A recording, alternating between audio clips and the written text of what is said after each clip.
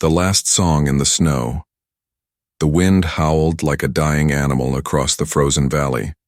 Snowflakes fell fast, thick and endless, covering everything in a white blanket. The small alien mother sat against a half-buried rock, her long silver cloak, torn and soaked. Her hands were blue, her lips trembling, but she didn't stop singing. She cradled her little daughter in her arms. The child's skin, once a soft glowing pink, had now faded to a pale, almost gray shade. Her breathing was slow, too slow. The mother sang softly in her native language, a lullaby her mother once sang to her, back when their planet still had warm summers and glowing skies. Now this song was all she had left to give. Her voice was weak but gentle. "Sleep now, my star. Close your eyes. The sky will hold you." The girl didn't respond. A single tear fell down the mother's cheek, freezing before it reached her chin. She looked around. Nothing but ice, snow, and death. The small shelter they had built from broken wood had collapsed after the last storm. Their heater ran out of power 2 nights ago. No fire, no food, no signal. She had already sent the last distress beacon 5 days ago. No reply. She kissed her daughter's forehead, whispering, "Forgive me, little one." I tried. Then came a sound, a faint one. Crunch. Her ears twitched. Crunch. Crunch. Footsteps. Not skittering like animals, not heavy like machines. These were careful, cautious, human. Her heart jumped. She looked up, eyes wide. Was it real? Or her dying mind playing tricks? Then she saw him. A figure moved slowly through the storm. Tall. Wrapped in thick furs, a scarf covering most of his face.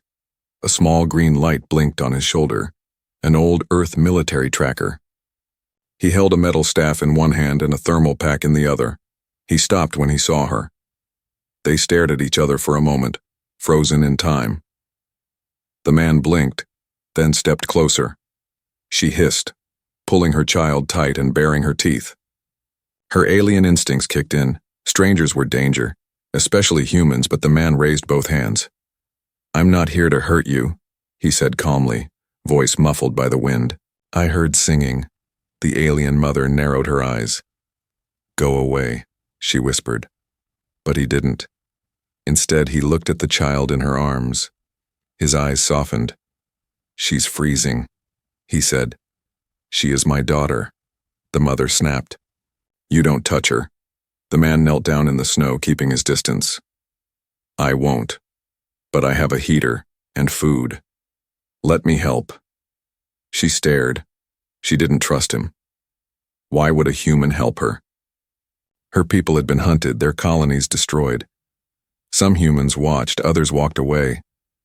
But something in his eyes was different. There was no hatred, only concern. The little girl coughed, a weak, cold sound. The mother looked down, then at the man, then back at her child. Her lips trembled. She hasn't moved for hours." The man opened the thermal pack slowly and pulled out a small glowing cube. "This will heat her slowly. It's safe for most species. We used it during the Mars famine. I can put it beside her, not touch her." He waited. The wind howled again. Finally, the mother gave a small nod. The man reached out and gently placed the cube on the snow beside the child. A soft warmth spread into the air. He didn't smile. He didn't talk much. He just sat in the snow, watching her carefully. After a few minutes, the girl's eyes fluttered. The mother gasped and pressed her forehead to her daughter's. She's still here." The man pulled out a small pack of ration cubes and placed them in the snow. "Eat," he said. "You need strength." She didn't thank him, not yet, but she took the food. They didn't speak much after that. Only silence between them, filled by the sound of wind and the faint hum of the warming cube. Then the mother looked up. "Why?" she asked. "Why help me?" The man stared into the snow for a while before replying. My daughter died last winter, he said softly. Fever. Cold. I was too late. He looked at the child in her arms. I won't be too late this time. The mother didn't know what to say, so she just sang again. This time, not a final lullaby, but something softer. Something that sounded like hope. The man who shouldn't be there. Snow clung to his boots like thick mud as the human man led them through the frozen trees. He didn't speak unless necessary. His eyes scanned everything, the white hills, the broken rocks, the shifting clouds. He moved like a soldier, but he wore no badge, no flag. The alien mother followed behind, still holding her child close to her chest. The little one was breathing again, thanks to the heating cube he gave. But she was still weak. The mother's arms were shaking, not from cold now, but from confusion. Who was this man? And why was he even here? This zone was forbidden, marked red on all planetary maps. No trade, no patrols, no rescue teams. After the war, no one came here. It was called the Dead Zone for a reason. Yet here he was, a stranger in the storm, helping her, feeding her child, and saying nothing. They reached a broken transport pod half buried in snow. Its metal walls had been bent by a crash long ago, but he had turned it into a small shelter. Inside, it was cold but dry. He had lined the walls with old power cells and scraps of solar cloth. A fire core burned low in the center. He motioned her to sit near the warmth. She hesitated. You built this? She asked. The man nodded and removed his scarf. His face was worn, lined by wind and time. His beard was short and patchy, but his eyes were sharp and calm. I crash-landed 2 years ago, he said. Didn't want to be found. Why not? She asked, voice still cautious. He didn't answer immediately. Instead, he pulled out a small kettle and placed it over the fire core. People don't come to places like this unless they're hiding something, he finally said. She narrowed her eyes. You're a criminal? No, he said quietly. But I didn't want to fight anymore. Silence followed. The child stirred. The mother rocked her gently and tucked a heat strip along her back. She's warmer now, she whispered. The man poured 2 cups of steaming broth and offered her one. She took it slowly. I still don't trust you, she said. He sipped his drink. You don't have to. Just eat. Rest. She looked at him carefully. You're human. You should have left me in the snow. Maybe, he replied. But you were singing. Her hands paused. You heard my lullaby? He nodded. It sounded like someone trying to stop the end. That made her heart ache. They sat in silence again. Outside, the storm raged louder. Wind slammed against the sides of the pod and metal creaked like something alive. Then a strange noise echoed outside, a clicking, a humming, not natural. The human jumped to his feet, grabbed his rifle and looked through a broken side window. She stood too, clutching her child tightly. What is it? Drones, he whispered. Not human, not yours either. Scouts? She asked, voice sharp with panic. He nodded once. They scan life signs. If they see they'll call more. She held her breath. We have to run. We can't, he said. Storm's too strong now. They'll see movement. We stay low, stay quiet. She looked down at her daughter. The child was blinking slowly, alive, but weak. Why are they here? She asked. They've been patrolling more lately, he said. Looking for survivors, or resources, or something else. His voice trailed off. He knew more but wasn't ready to say it yet. A red light flashed against the window. The drone passed directly overhead. The mother pressed herself to the cold wall, her child hidden in her cloak. The man held still, rifle in hand, breathing, steady. The drone lingered for a full minute. Then, silence. Gone. They didn't move, not for another 5. Finally, the man lowered his weapon. "We're okay, for now." She collapsed onto the floor, trembling. Her child whimpered softly. He sat down beside the fire again, but this time he looked at her differently. "I'm not staying here long," he said. "They'll come back. You and your daughter. You shouldn't be out here." She looked up, tired and bitter. "You think I chose this?" He shook his head. "No, but maybe we can choose something next." She stared at him. "You don't even know our names," she said. He smiled faintly. "No, but I know your voice, and I know I'm not letting that little girl die in the snow." She didn't reply. But that night, for the first time in days, she sang again. Not for goodbye, but maybe, just maybe for tomorrow. Firelight and fear. The fire inside the broken pod crackled low. Its orange light danced on the curved walls, flickering shadows across the metal floor. It should have felt warm, safe. But the alien mother sat, with her back straight, shoulders tense, as if danger still lived in every corner. The human man worked quietly, checking old equipment, adjusting the heat level, replacing cracked seals around the door. He moved with skill, too smooth for a trader, too calm for a scavenger. The child slept beside the fire, wrapped in layers of alien cloth and a human blanket. Her tiny chest rose and fell gently now, her skin warmer, her color returning. Still, her mother never took her eyes off the man, he noticed. "You can rest now," he said without looking up. "She's safe tonight." "Maybe," the mother replied softly. "But we are still strangers. I don't rest around strangers." He gave a quiet laugh, short and dry. "Fair enough." She leaned forward slightly. "You didn't tell me. Your name." He looked over, his eyes lit by firelight. "Call me Cole." "Cole." She repeated it carefully. "That's a human name." "It is." "Were you a soldier?" He didn't answer right away. Instead, he sat down across from her, put his rifle to the side, and stared into the fire. "I was." She nodded. "I thought so. You move like one." He raised an eyebrow. "And you?" "I was a scientist, a language keeper, before the war." Cole tilted his head. "A mother, and a teacher. You don't belong in the snow." She looked away. No one belongs in the snow. Outside, the storm howled louder again. The wind screamed like a wounded beast. Snow slammed into the pod walls, like fists from some angry sky god. The child stirred in her sleep. The mother rushed to her, kneeling beside her, checking her breathing. "She's still okay," Cole said gently. "The warmth patch is holding." The mother didn't respond.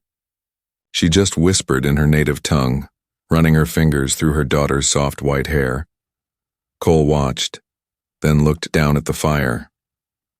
"I lost someone too," he said after a long pause. "My daughter. Before the crash, fever. We didn't have enough meds." The alien mother looked up, surprised. "You had a child?" He nodded slowly. "Her name was Eliza. She was 6, brave. Stronger than me, I think." She stared at him, silent. "She died in my arms," he said, voice shaking for the first time. "And I couldn't save her. I still hear her voice sometimes, in dreams." The alien mother placed her hand on her daughter's back and whispered, "I almost lost. Mine too. I thought that lullaby would be the last thing she'd hear." Cole didn't speak. The fire popped, as if answering for them both. Minutes passed. Then she asked, "Why didn't you leave? After she died?" Cole looked up at the roof. "Because I didn't want to serve anymore. I didn't want orders. I didn't want war. I wanted silence." "And did you find it?" He looked at her. "I thought I did, until I heard your song in the snow." She swallowed hard. Her voice dropped to a whisper. "I was saying goodbye. I thought no one would ever hear it." "I did," Cole said. "And I wasn't going to let it end like that." The mother stared at him for a long time, then slowly she spoke. My name is Vera, and my daughter is Luma. Vera, Cole said gently. That's a beautiful name. She almost smiled, but something sharp crackled outside. Cole stood up immediately. Vera grabbed Luma and backed into the corner. What is it? Cole moved toward the sensor panel he'd rigged. A small screen blinked red. Motion detected. Outside the ridge. 2 clicks east. Her eyes widened. Drones? He shook his head. No. Too heavy. 2 life forms. Big ones. Could be scav beasts. Could be bounty hunters. Vera's voice tightened. They're tracking me. Why? She hesitated. Because Luma's father was a high-ranking official in the Resistance. They think I know something. Cole cursed under his breath. Do you? She nodded. But I'll never tell them. He grabbed his rifle and pulled on his coat. Then we have to move. Now. Vera shook her head. Luma's too weak, she can't run. Cole stared at her. Then he turned and grabbed a hidden floor panel. From under it, he pulled out an old hoverboard, damaged but usable. We don't run, he said. We glide. Vera looked at him, eyes full of fear and awe. Can you carry both of us? She asked. He smiled for the first time. I've carried heavier burdens. Outside, the enemy moved closer. But inside, firelight flickered over a mother, her child, and a man who had nothing left, but still chose to protect. The Forbidden Cure. The hoverboard hummed quietly as it floated above the snowy ground, slicing through the storm like a ghost. Cole stood at the front, gripping the controls tightly. Behind him, Vera held Luma close, shielding the child with her cloak and body. Snow flew past them in thick sheets. The cold bit their faces. But Cole didn't. Slow down. Vera kept glancing back. She couldn't see the enemy yet, but she felt them. The air behind them felt heavier, like it carried anger and death. Luma whimpered softly. Her skin, which had begun to warm, now felt cold again. Something's wrong, Vera whispered, voice tight with fear. Her pulse is weak again. Cole looked back. We'll reach the cave soon. There's a hidden lab inside. I've stored supplies. Vera's eyes widened. A lab? He nodded. Came from an old research team. I used to trade tech there. The board dipped suddenly, then glided into a narrow valley. Cole guided them between 2 ice-covered boulders and stopped in front of a rocky wall. With a quick handprint scan, a hidden metal door opened. Warm air rushed out. They rushed inside. The cave was lit with weak yellow lights. Inside, old machines hummed and cabinets lined the walls. Cole lowered Luma gently onto a cot. Vera hovered over her, hands trembling. Temperature's dropping fast, Vera said. We don't have much time. Cole moved quickly to a sealed locker, pulled out a silver case and opened it. Inside were several glowing vials, green, blue, and 1 glowing gold. What are those? Vera asked. Cole picked up the gold vial carefully. Experimental serums, left over from old Earth biotech labs. This one boosts cellular heat and immune response. Vera frowned. Is it made for humans? He hesitated. Yes. Then it's dangerous for her. I know. They both stared at the vial.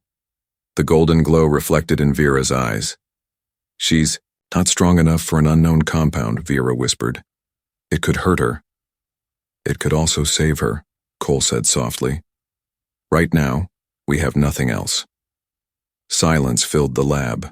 Only the faint hum of machines remained. Vera sat beside Luma and gently touched her cheek. Her skin was icy again, her breath shallow. The child didn't move. Tears filled Vera's eyes. I carried her through the mountains, she said. Through the ashes of our village. I buried her father with my own hands. I never let her cry alone. I gave her everything. I can't lose her now. Cole knelt beside her. Then give her a chance, even if it's a small one. Vera looked into his eyes. If this harms her, I'll never forgive myself. And if we do nothing, Cole asked. Vera didn't answer. She only nodded. Cole opened a small injector device, carefully loaded the golden serum and handed it to Vera. "She should be the one to feel your hand last," he said. Vera took the injector with shaking fingers. She pressed it gently against Luma's neck and closed her eyes. "I love you, my star," she whispered. "Come back to me." She pressed the button. The injector hissed. Luma didn't react, at first, then her body arched slightly. Her eyes fluttered. A soft light pulsed under her skin. Her breathing grew faster. Her fingers twitched. "She's reacting," Cole said quickly. "It's working, but it's not stable." Luma let out a weak cry. Then suddenly, her tiny body convulsed. "Hold her!" Vera shouted. Cole held Luma's arms gently as the light surged inside her. Her skin glowed faintly gold. The machines beeped wildly. One monitor showed her heart rate rising, fast, then slowing again. After what felt like forever, she went still. Not dead. Not unconscious. Sleeping. Peacefully. Vera leaned down, listening closely. Her child's breath was steady. Her chest rose and fell in a calm rhythm. "She's okay," Vera whispered. "She's really okay." Cole exhaled slowly, finally relaxing his shoulders, but just then, the warning sensor lit up red. A robotic voice echoed through the cave. "Unidentified movement approaching, 80 meters, armed, fast." Vera stood up. Quickly, eyes filled with alarm. "They found us." Cole grabbed his rifle. "Then we hold the line, just long enough for her to wake." He turned to Vera. "Stay behind the generator wall. Keep her safe." "What about you?" she asked. He loaded his weapon. "I'll buy us time." Vera looked at the man in front of her, the one who should have never been here, who carried pain and silence like armor, yet gave everything to save a stranger's child. Then she did something she hadn't done in years. She reached forward and touched his hand. "Come back alive," she said. He gave her a nod, and then he stepped into the storm again. Soldiers in the storm. The cold punched him in the face as soon as the metal door slid open. Cole didn't flinch. He pulled his scarf tight and raised his rifle. His boots sank deep into the snow as he stepped outside. Dark shapes moved in the distance, 2 figures, armored and fast. Not beasts, not drones. Soldiers, but not human. Their armor glowed faint blue. Their rifles buzzed with pulse energy. These were Karn hunters, mercenaries hired to track survivors, rebels, or fugitives with high-value knowledge. Ruthless, precise, paid in blood and secrets. Cole crouched behind a boulder and watched them through his old visor. Their body heat signatures blazed red. "They're scanning," he muttered. Inside the cave, Vera watched him on the small security screen. Her hands were on her child's chest, feeling the soft rhythm of Luma's breath. She wanted to run too. The door, to stand with him, but she couldn't risk it. Not now. Not with Luma stirring. Back outside, the snow began to fall harder again. Cole adjusted the sights on his rifle. Then, a loud crack. One of the Karn soldiers fired a probe into the cave wall. A glowing red mark appeared. "They know where we are," he said through the comm link. Vera's voice came through shaky. "Then what do we do?" Cole took a breath. "We fight smart." He pulled out a small black device from his pocket. A personal shield emitter, old tech, barely holding charge. He snapped it on his chest. Then he moved. Fast. He dashed through the snow, rolling behind a fallen tree. One of the Karns turned and fired. A bolt of blue light sizzled past his ear. Cole returned fire. His shot hit one of them in the leg, sparks flying from the armor. The other one turned toward him, weapon raised. Cole activated the emitter. A flash of light surrounded his body just as another bolt slammed into his side. The energy shield crackled. But held. "Come on, you bastards," he growled. Inside the cave, Vera flinched with each sound of gunfire. Luma opened her eyes. "Mother?" Vera gasped. "Luma, you're awake." The child was warm now. Her eyes glowed faint gold, the last of the serum still pulsing in her veins. You're okay, Vira whispered. You're okay. But outside, the storm had become a war zone.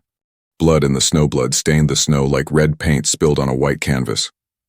Cole lay on the ground near the cave's entrance, breathing heavily. His coat was torn. One arm hung limp. Burn marks covered his side. Every breath felt like fire inside his chest. But he didn't care.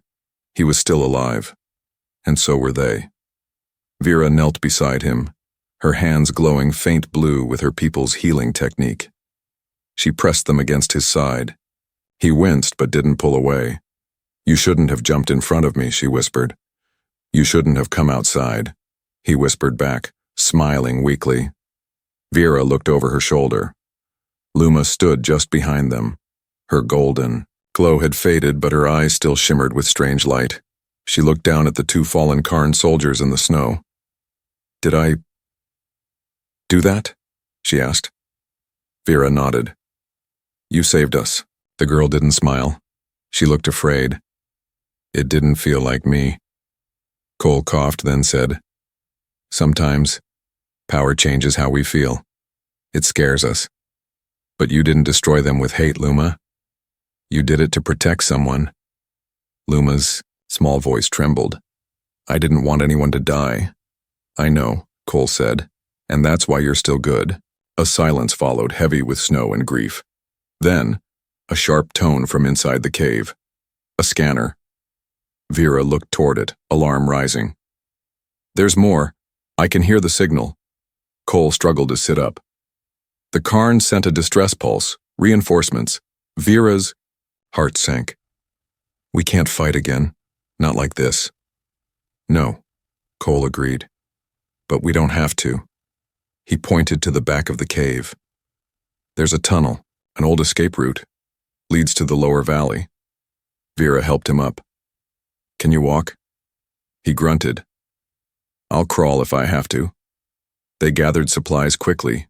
Rations, a field heater, the last 2 vials of serum, and a solar flare beacon. Luma wrapped her arms around Cole's neck from behind to help steady him as they moved toward the tunnel. But just before entering, Vera paused. She looked back at the snowy battlefield. The wind had slowed. The trees stood still. 2 dead soldiers, blood soaking the ground. Her people were peaceful by nature. Teachers, dreamers. She had never imagined her child would be the first to kill, and yet, without it, they'd all be dead. I'll carry this memory for her, she whispered. The tunnel was narrow and rough, made by miners long ago. They moved slowly, Cole limping, Vera leading, and Luma lighting the way with a faint golden glow that gently bounced off the walls. After an hour, they reached a crack in the rock. Cold wind blew through it, carrying the scent of trees. Vera opened the exit carefully and froze. Down in the valley below, a ship, small, human-made, rusted but intact. Cole grinned through the pain. My old ride. You have a ship? Vera asked, shocked. Didn't think it still worked. But if the power cells survived the frost? Luma tugged at Vera's hand. Let's go, Mama. They climbed down carefully. Cole checked the ship's panel. Lights blinked weakly. Systems loaded slowly. We've got enough juice for one. Jump, he said. After that, it'll shut down for good. Vira looked uncertain. One jump to where? There's an old refugee station on the dark side of Planet Solace. Neutral ground. No bounty hunters, no wars. If we get there, we can disappear. Vira stared at the ship, then at her daughter, then at Cole. You don't have to take us, she said quietly. You've done enough. Cole looked at her like she'd lost her mind. I'm not leaving you, he said. Not now. Not ever. She blinked. Her breath caught. But why? She asked. He looked at Luma, then back at her. Because once, I lost a child, and I didn't get a second chance. Now, I do. Vera stepped forward and took his hand gently. Then let's go. Together. The ship's engine sputtered to life. The snow glowed orange as fire lit beneath it. As they rose into the dark sky, the snow-covered battlefield disappeared behind them. Cold, silent, forgotten. But in the stars, above, a new future was waiting. One where blood in the snow would no longer be the end, but the beginning of something stronger. A new star rises. The stars outside the ship's window looked peaceful, silent, far and endless. But inside the ship, life was just beginning again. Cole sat in the pilot's chair, his injured arm wrapped in a sling. The ship's old engines hummed beneath them, held together by luck, patches, and his last working fusion cell. He had no weapons left, no working shields, and only one jump left in the drive. But for the first time in years, he didn't feel alone.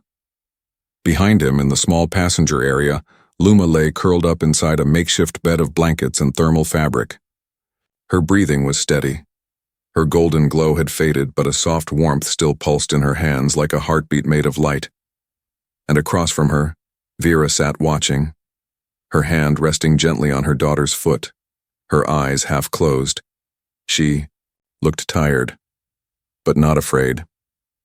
Cole turned slightly in his seat. "She's sleeping well." Vera nodded. "She's healing faster than I expected. The serum did something deep, not just in her body, in her spirit." Cole looked at Luma. "She changed out there, that light inside her, it wasn't normal." "It wasn't," Vera agreed. "But maybe it was meant to awaken. Maybe the storm, the danger, you, maybe all of it was part of something larger." Cole exhaled slowly. "Fate?" Vera smiled gently. "I used to believe in it. I stopped when the war took everything. And now?" She looked at him. "Now I believe again." He didn't speak for a moment. The ship's screen beeped, a countdown to the final jump. "We'll reach Solace in 20 minutes, he said. "After that, we vanish." Vira stood and walked over to him. "Vanish?" she asked. "Is that what you want?" Cole stared ahead. "It's the only safe option." "For who?" she asked softly. He turned to her. "I don't just want safety anymore, Cole. I want something to live for." He didn't answer, so she stepped closer. "You gave my daughter her life back. You gave me hope again. Don't act like that doesn't mean something." Cole looked down, ashamed. "I'm just a broken soldier." Vera touched his cheek gently. "Then let this broken soldier build something new, with us." Behind them, Luma stirred and sat up slowly. Her small voice filled the quiet cabin. "Are we a family now?" Both adults turned. Vera smiled. "If you want us to be." Luma nodded slowly. "I do. I don't want to be alone again." Cole's chest tightened. His throat burned. That voice, it reminded him of Eliza, but this time he didn't have to say goodbye. He stood and crossed the room. He knelt beside Luma's bed, placing a hand gently on her shoulder. "You're not alone anymore," he said. "None of us are." Luma smiled. The ship's screen beeped again. 10 seconds to jump. Cole took the pilot's chair. "Hold tight." Vera wrapped Luma in her arms, and the three of them braced. A flash of blue light tore through space, and the ship disappeared. They landed near the mountains of Solace, where the night never ends. The refugee outpost was hidden behind rocks and shadow, full of silent people with long stories, broken lives, and new chances. There, no one asked questions. And there, Vera, Cole, and Luma built something real. Not fast, not easy, but real. Cole fixed machines by day, taught the children of war by night. Vera returned to language and stories, sharing her people's lost songs with the survivors. And Luma, she grew stronger. Her glow faded with time, but sometimes when she laughed or cried, the golden light returned just for a moment. They never spoke of the snow. They didn't need to. But when Luma asked to hear the lullaby again, Vera always sang it with tears in her eyes. One night, long after the battles and frost were gone, Luma looked up at the stars and asked Cole, "Do you think I was born special?" He smiled. "I think you were born strong. And when strong people love deeply, they become something more than special." She nodded slowly. "Then I'll grow up strong, so no one has to be alone in the snow again." Cole and Vera stood beside her, and above them, a new star twinkled in the cold sky.